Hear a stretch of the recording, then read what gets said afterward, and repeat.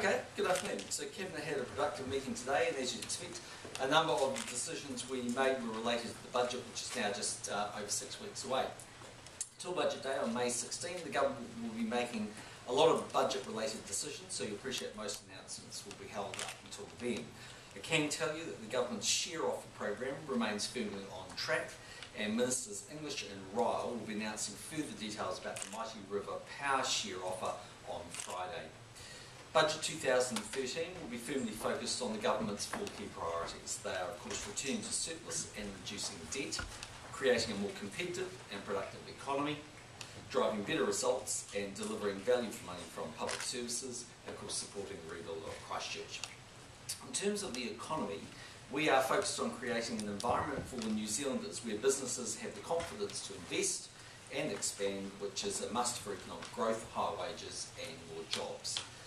This has been behind our agenda of steady and persistent change, taking people with us as we go, which has characterised the approach since 2008. This will be the government's 5th budget, and like the 4 before it, will be presented against a backdrop of a difficult global economy. We're still seeing countries struggling with debt and stagnating growth. This government has charted a course for New Zealand to ensure that that doesn't happen here. New Zealand is still performing better than most other OECD countries. Our growth rate of 3% in 2012 compares with 1.6% in the United States, 1.1% in Canada, just 0.4% in Japan, 0.3% in the UK, and minus 0.9% in the Eurozone. In fact, we need to go back to September 2007, before the domestic recession and before the GFC, to see the economy performing more strongly than it has over the last 12-month period. We expect our growth to continue as the government keeps a tight rein on spending, households and businesses pay down debt, and the long run of very low interest rates and low inflation continues. The increasing momentum of the Christchurch rebuild will be bolstering that. We're also seeing strong export commodity prices and increasing business and consumer confidence. Optimism about jobs is also steadily rising. That said, New Zealand continues to face challenges. The drought's impact will be felt during 2013, with the cost of the economy expected to be somewhere between $1 and $2 billion. We don't yet know how it will affect factors like inflation, interest rates, and of course the exchange rate. And while risks around the global economy have reduced, weakness still remain. As a small exporting nation, New Zealand is particularly vulnerable to shocks in other parts of the world. The government will be watching the global economy closely and assessing uncertainties and their impacts on commodity prices and New Zealand's terms of trade. In terms of China, in that context, it's important we strengthen our relationships with key markets like China. As you know, I'm visiting China next week and will be taking with me a large trade and cultural delegation. While I'm in China, I'll be emphasising that New Zealand is a good country to do business with, whether it's buying things from us, selling things to us, or as a partner in investment. That is particularly true as the Asian region continues to grow in population and in prosperity. Increasingly, people will want to know they can feed their families with safe and nutritious food from reliable and trusted sources, and that's our biggest selling point to Asia. In terms of crime stats, you will have seen that earlier today the police announced recorded crime has fallen for the 3rd year in a row, with 2012 stats now down 7.4% from 2011. Over the past 3 years, there's been a drop of nearly 17% in total recorded crime. Last year, there were over 30,000 fewer offences than in 2011, the lowest number of recorded offences in 24 years. In 2012, there were big reductions in vehicle theft, down 14%, and burglary and robbery are down 11% and 10% respectively. Operational changes made by police have been a success. Police are more visible and spending more time in our communities preventing crime. This government has delivered 600 extra frontline officers to help protect New Zealanders. Last year, police foot patrols were up by 70%, and the rollout of smartphones and tablets, which were announced earlier this year, will see police devote even more time to prevention. As for activity this week, as you probably know, tomorrow I'm in Wellington, Thursday I'm in Tauranga, and on Friday I have some activities in Auckland before I leave for the Bio Forum in China. The next post-cabinet press conference will be on April the 15th, as I'll be in China next Monday, but the list will be during cabinets. Questions? How worried are you that Rio Tinto will walk away and will have no Tiwai points? I wouldn't say I'm worried about that. What I would say is that the government has made a small offer to try and facilitate a successful solution between Meridian and Rio Tinto. That's been currently rejected by Rio, but they are continuing to talk to Meridian. There is a contract in place. That contract between New Zealand Aluminium Smelters, which is owned by Rio and Sumitomo, is a strong contract, and it goes out to both 2016 at the earliest break point, with a 2.5-year ramp down from there. So there's quite a period of time involved here. But obviously, for the number of people involved, the jobs, the impact on the local community, and the impact in the short term on basically electricity markets, the government would like to see either an orderly exit of the smelter or a long-term agreement reached between the companies. Which outcome would be better for the New Zealand economy in your view? Well, I think you can argue both. I mean, if you look at why Meridian signed this contract again, which they did back in 2007-8, they did so because in Rio and in New Zealand Aluminium Smelter, they saw a good, stable, long-term contract, and that helps offset some of their risk because they know that they've got someone who will buy that power, albeit at a cheaper price, but nevertheless buy it on a consistent basis. That's a little akin to what Brunei does with its gas reserves. It sells those to Japan. It knows it has a long-term power and there's some advantage there. On the other side of the coin, there are other areas where there will be demand in the New Zealand economy over time for electricity. And given the 15% of the New Zealand power supply, well, there are potentially other alternatives there. How much was the offer to Rio Tinto, and was it too small? Is that why they walked You mean from the government? Okay, so the way to think about it is in these terms. There is a short-term position, by that I mean over the next sort of 3 to 4 years, and the gap between what the Rio want and what Meridian are offering is quite a narrow gap in that 4-year window. The government offered to bridge a bit of that gap. I wouldn't say it was a massive contribution, but I'd say it was reasonable. Beyond that though, and that's where the bigger issue lies, is that from years 5 out to when the contract currently ends, which is about 2030, there's a substantial gap between the parties. Was it tens of millions? No, I can't. Why Like not? tens of millions? Oh, look, I'm not going to go with the individual number because I don't think that's really helpful at the moment. I mean, at the end of the day, there are negotiations going on between Meridian and Rio Tinto, and those negotiations will need to continue. How Was it too was the small? offer Is that why they framed? Would walked you have paid the money to Meridian or would you have paid the money to the smelter? Well, those details would have to be worked out, but there's a calculation that demonstrates, which is agreed by all parties, I might say, of what the shortfall between the offer that Meridian had on the table and what Rio Tinto wanted in that short-term window. So everyone's in agreement what that shortfall is, and the government made an offer to contribute some of that shortfall. So the question, if you're asking, is why did we do that? The answer is because A, it would ensure a more orderly result.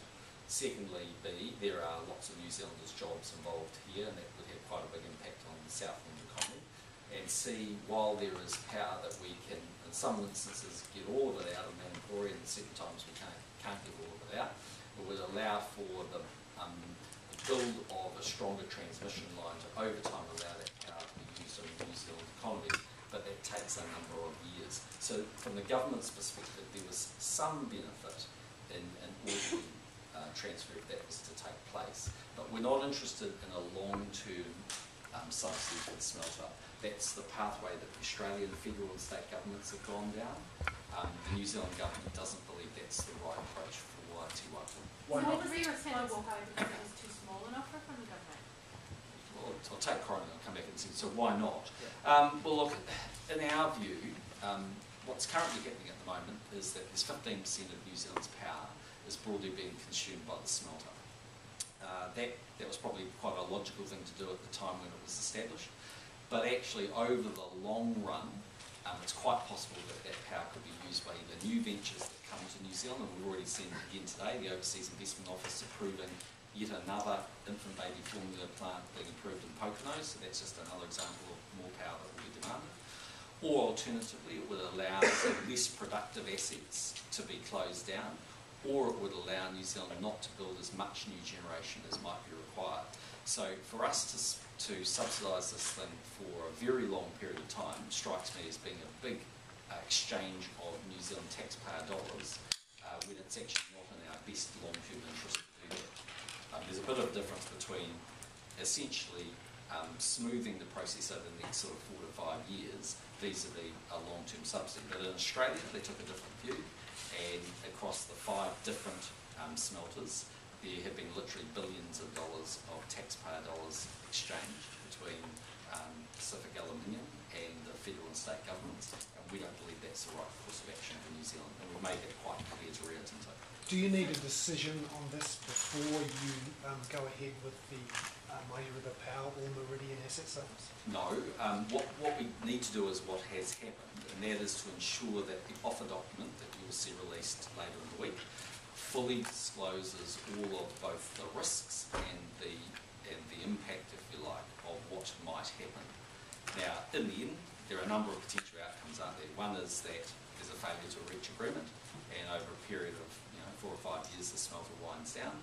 Another option, of course, is agreement is reached and the smelter remains. What's really important is that the analysts who look at these things fully understand what the options are and fully understand what impact that might have on the value of companies and can give advice on that. It's not for me to give advice on that, but it's important that any investor understands that. How much would a decision to exit New Zealand, how much of an effect would that have on the potential value of those 3 power generators? I can't give you advice on that, A, because I simply don't know, but secondly, I think it's really important to understand that this actually isn't a new issue. I mean, this isn't the first time there have been discussions with Rio Tinto and previous governments about, or certainly through Meridian, about whether they wanted to stay or go. That's the first thing. Secondly, it's been quite an overhang in the New Zealand market, and so it probably does have to be dealt with one way or the other. And thirdly, over an orderly period of time, then I think you'll find that there will be plenty of people who want to buy power for a variety of reasons, or there'll be other less productive assets that will be retired. That is the natural market forces that will take place. But it's really important that that information was in the public domain, and we made that quite clear to Rio, that the Meridian board were going to, and rightfully, announce that, and it would be included in all our offer documents. Labor says that you've diminished your negotiating position by not holding off on Mighty River Power, sorting out Tiwai first, then coming back to it. Well, it's the complete opposite, isn't it? I mean, at the end of the day, if that's the argument, then the argument the Labor Party are saying is that we should be held hostage to Rio so that they can force the best deal out of us because we're somehow worried about the mixed ownership model program. Well, that's not true. This has got nothing to do with the MOM program. Look, in Australia, they don't have a MOM program going on. They're not partially selling shares in power companies, and yet they've been negotiating successfully, I might add, with 5 different smelters in Australia. So the reality is that the power would rest more with Rio if this wasn't in the public domain rather than less with Rio. So there was never any thought to delay because of this situation? No.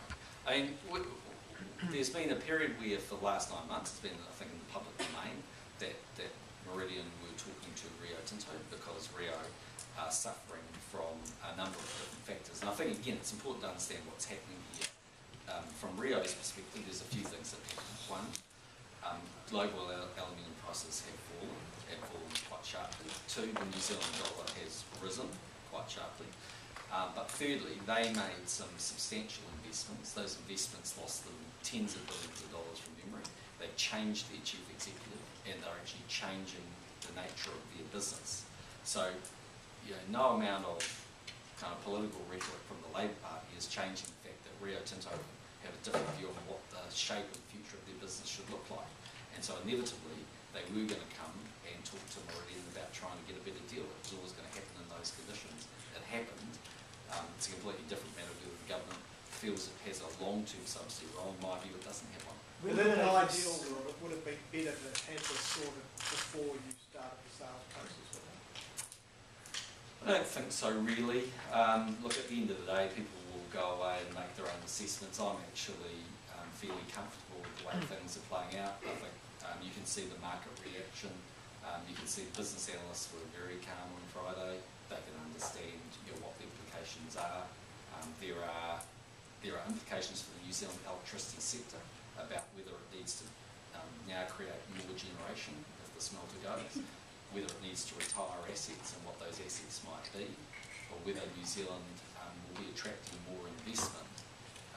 But what you can do is you can model that stuff pretty well, and the business analysts will be doing that. So I personally didn't feel under any great particular threat. I thought it was the right thing for the government to try and bridge that short-term gap, because as much as we'll be damned for that by some people, we'd be damned by others if we stood by and did absolutely nothing. But there's no way that we are interested in subsidising the longer-term gap, which is very substantial and would be an enormous transfer of taxpayer dollars to Rio Tinto.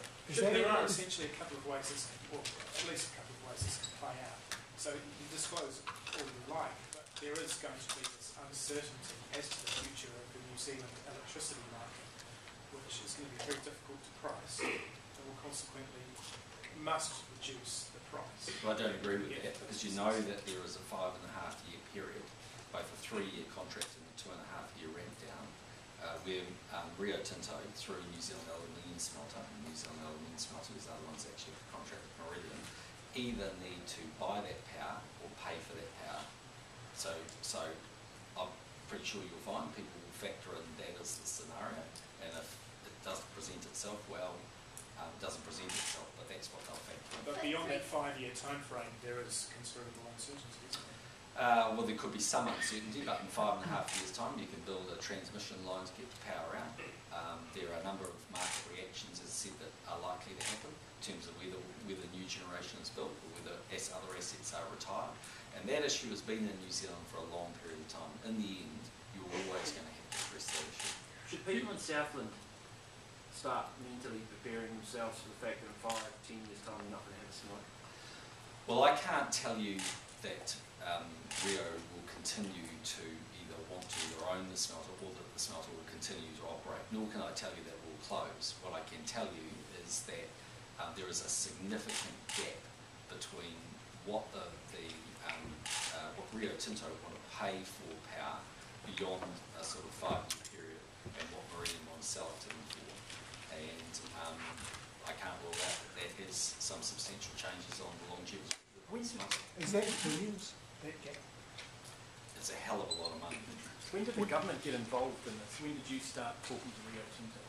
Last Thursday, I think, or Wednesday night or Thursday. Did you talk to Meridian about this? Yes, of course. So Meridian knew all about the discussions between the government and Rio Tinto? Yes, I mean, Meridian had reached the point where, as it disclosed, I think, on Thursday's select committee, that it believed that, that for all intents and purposes, that they believed it was unlikely there would be a successful conclusion to its negotiations. So the right course of action here is for Meridian to negotiate with Rio Tinto and Sumitomo. And the reason for that is that's where the contract rests between New Zealand Aluminium Smelter and Meridian. The government has no long-term interest in playing a major subsidy role, and so in the end, actually it's better for those parties to sort that out. Did they come to you or did you go to them?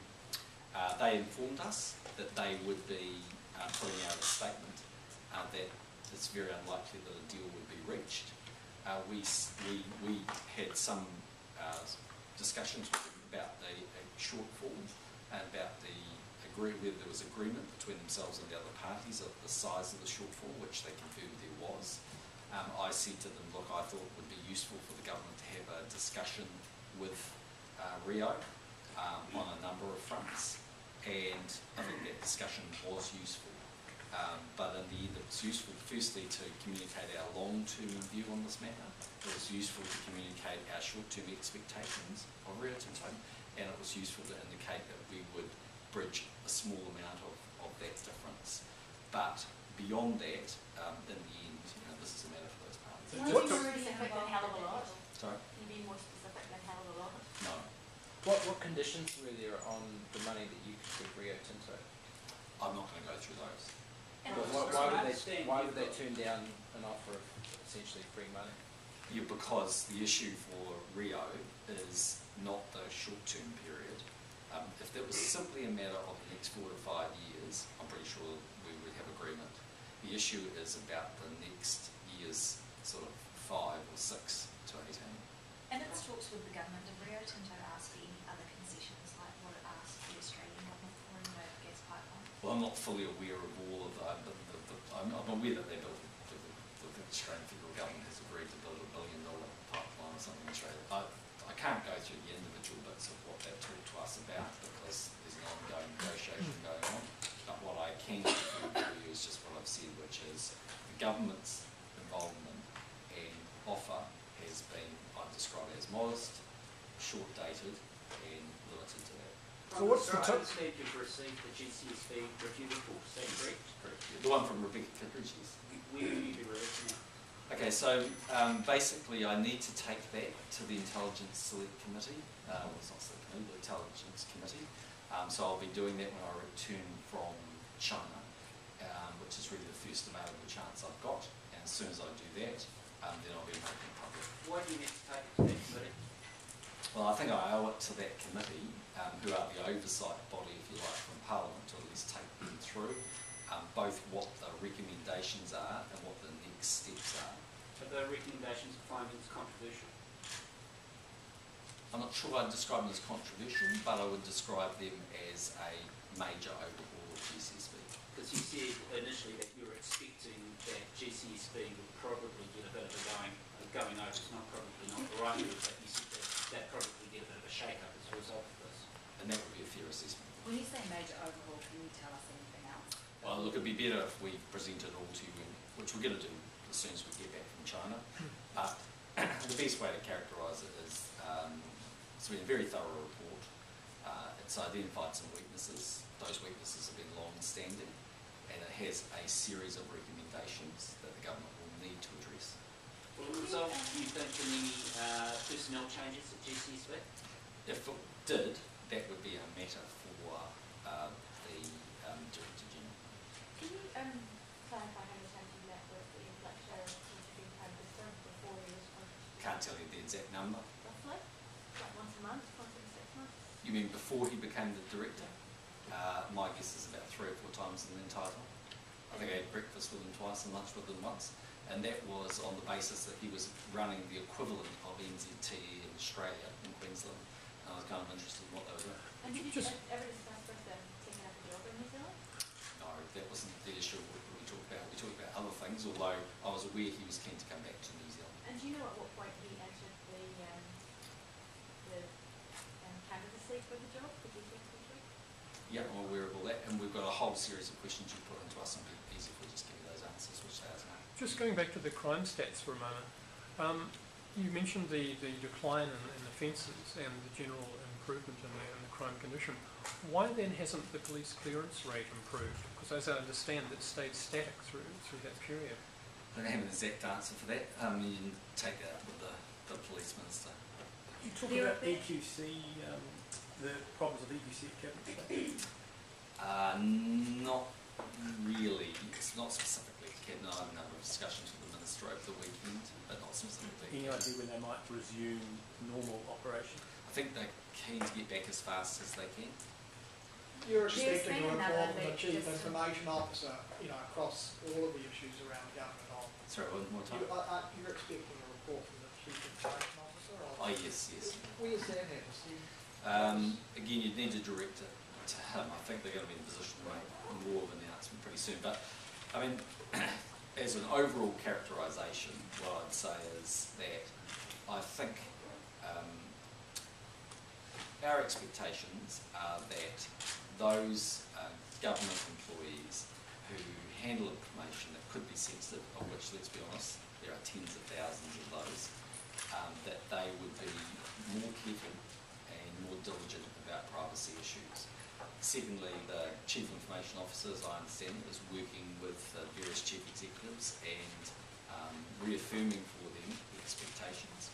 and they are closely looking at systems in a number of government agencies. But from everything I can see so far, you should assign this largely to human error rather than systemic sort of problems. So you don't think that there needs to be a wider review to have a look into this? We're not sure what you'd really look at. I mean, in the case of the EQC breach, the best information I had, I mean, essentially, this is a situation where someone has auto-populated an address, which, you know, in principle, they shouldn't be able to do that.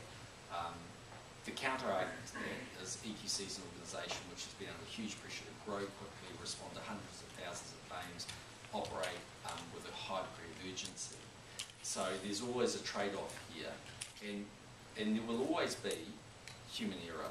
I mean, we can tighten up our systems, and we can, you know, frankly, tell people we expect better of them, and we can ask them to follow better protocols. But in a world where there are 35,000 core state servants, where there are tens of thousands of people who tangentially work for government agencies that aren't in those 35,000, there is always the risk that they will not blindly see something properly, make a mistake. It happens. And it happens across lots of organisations. It's probably actually happened for a long period of time.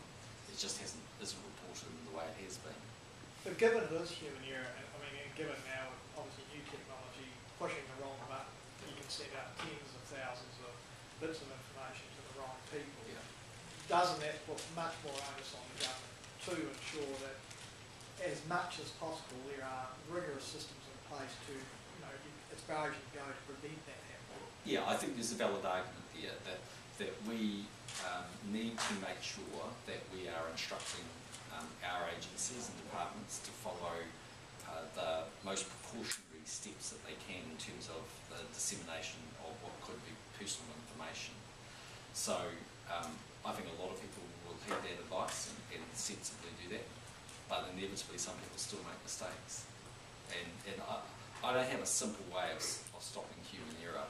If there was a few people, you could get them in the room, but you're literally talking about tens of thousands of people who might, as I say, make a simple mistake and forward an email. And I don't know about you, but over the weekend I had to get 3 text messages from people that were nothing to do with me.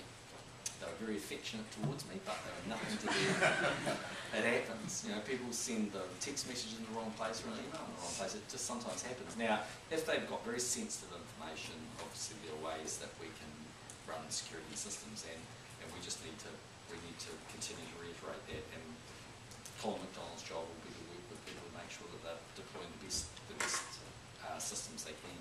What about a central reporting system? Sorry, go on. What about a central reporting system? So if something happens in a government department, it gets reported and then they work through ways of doing it, so you don't get this over and over again the same way. Well, in a way, I mean, the Chief Information Officer's role is to work with the technology people and the Chief Executive of these agencies. So in a way, we have that. They're all a bit different.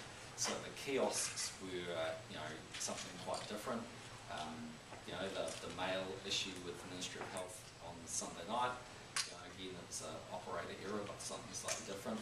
The thing that took place in EQC, again, so they're all sort of slightly different. So I'm not sure that would fix it. I mean, in the end, we just need to keep pushing hard for people to be just that more cautious and disabling things like auto-population of email addresses. The Australian government's still funding them for subsidy to Disney for that, to make a film. Can we Have they? compete with that? Yeah, they have. Okay. Can we compete with that, or are you worried that they're going to isolate and do instead? I think we've got a really good system. I mean, our large budget grant scheme is now well understood. It's served New Zealand well, and I think it's transparent in the way it works. So, look, I think we're far better to stick with that scheme. I don't know under what conditions they've done that. There were always arguments. I think Julia Gillard went on the set of Wolverine at one point, and therapy promised much greater subsidies. I've always said I think the risk is kind of a race to either the top or the bottom, depending on what way you look at it, of subsidies. I don't think that's where New Zealand wants to get to. It needs to have a competitive, transparent system, and then, you know, either it works or it doesn't. Is this really a threat, though? Well, there's always competitive tension. I mean, that's one of the issues. I mean, that's why movies are being made. outside of Los Angeles and outside of Hollywood, because you've got countries like Canada or the United Kingdom or Australia or New Zealand offering a degree of subsidy. I don't think we should be too hung up about whether their subsidy is slightly bigger than ours. There's lots of advantages the New Zealand productions scene has. I mean, we have a lot of things which Australia, the cost of Australia bears that we don't bear in this country. Did So. Disney come to New Zealand for that film? Disney, I don't know the particular film that subsidy was, so was it? I don't know, I need to check with Giselle. On the Tiwai Point time frame, future past that 5.5 years, Yeah. when do we need a decision? Because you're going to have to make decisions about whether to build extra power lines from... Well, I think the really important thing to understand is that New Zealand Aluminium Smelters contract started on January 1. So they're paying on us. So that's for 5.5 years. But that long-term future, when does a decision... But every day that goes on, they pay the higher prices. So is the pressure on us or is the pressure on them? Prime Minister, just going back to Ian Fletcher. You mentioned last week that you disclosed to Ian Rennie. Did you disclose that to Cabinet? Because on my understanding is Cabinet. In 10 minutes or so, I think that the offer for the Christchurch being a red zone company. What's the risk for those who don't take up the government offer? I'll just take this and then I'll go because I'm just going to the cabinet community. Two things. I mean, one I think you have to say that the government's red zone offer has been successful and largely endorsed by most contemporaries. So broadly, 6,500 people have either accepted and settled or about to settle. Only 213 not, and some of those are bare land. So by any definition, it's been successful.